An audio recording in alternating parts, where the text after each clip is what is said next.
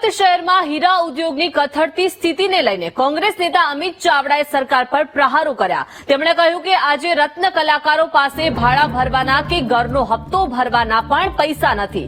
School fee ભરવાના પૈસા ન હોવાથી બાળકોને શાળામાંથી ઉઠાવી લેવા પડ્યા છે, પરંતુ ભાજપના નેતાઓને ચિંતા નથી।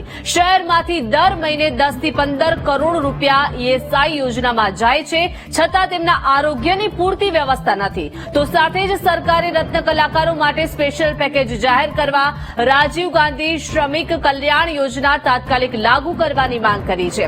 એટલું જ નહીં, રત્ન કલાકાર કલ્યાણ બોર્ડની સ્થાપના કરવામાં પણ સરકાર પાસે તેઓએ માંગ કરી છે।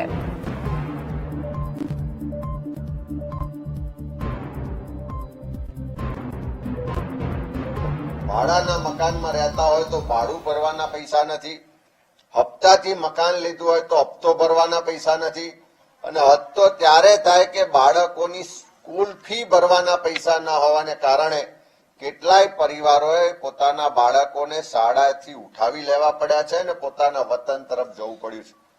ત્યારે એવા સંજોગોમાં 80 કરતા વધારે રત્ન કલાકારો આત્મહત્યા કરી આજ સુરતના ઇન્ડસ્ટ્રીયલ એરિયામાંથી દર મહિને 10 થી 15 કરોડ રૂપિયા ઈએસઆઈમાં કપાત તરીકે જમા થાય છે।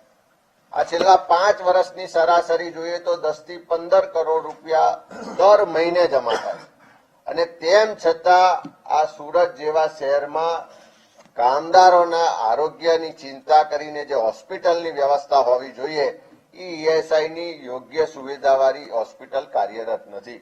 સરકારે આ હીરા ઉદ્યોગની મંદીમાંથી એને ઉગારવા માટે, કામદારોને રક્ષણ આપવા માટે, સહાય માટે કોઈ સ્પેશિયલ પેકેજ બહાર પાડવાની જરૂર છે। અને છેલ્લા 1 વર્ષથી અમે પણ માંગણી કરીએ છીએ, કામદારો પણ માંગણી કરે છે અને એના કારખાનેદારો પણ માંગણી કરે છે, પણ સરકાર એના માટે એક પણ કોઈ પગલું લેતી નથી। તો પેકેજ જાહેર કરવામાં આવે એવી પણ માંગણી કરીએ છીએ, અને આ રાજીવ ગાંધી શ્રમિક કલ્યાણ યોજનાને તાત્કાલિક લાગુ કરી અને જેટલા રત્ન કલાકારો બેકાર બન્યા છે એ બધા જ લોકોને એનો લાભ આપવામાં આવે એવી માંગણી કરીએ છીએ। રત્ન કલાકાર કલ્યાણ બોર્ડની સ્થાપના ગુજરાત સરકાર તાત્કાલિક કરે એવી માંગણી કરીએ છીએ।